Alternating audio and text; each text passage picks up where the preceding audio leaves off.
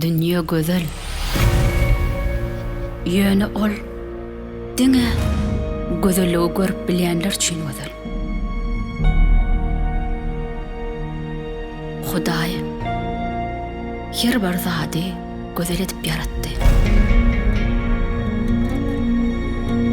Ama güzelliğime güzellik koşmak ol sen elinde.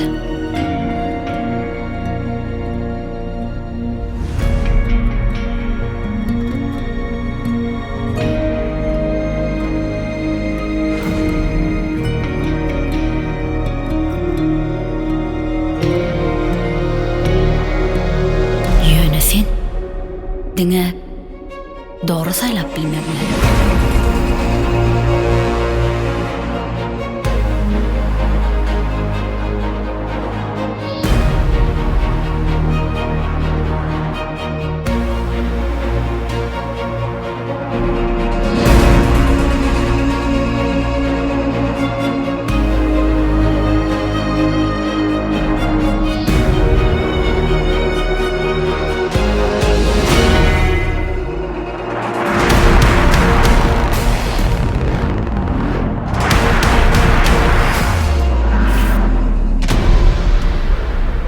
Elias ehli yerde sen arzuğunda.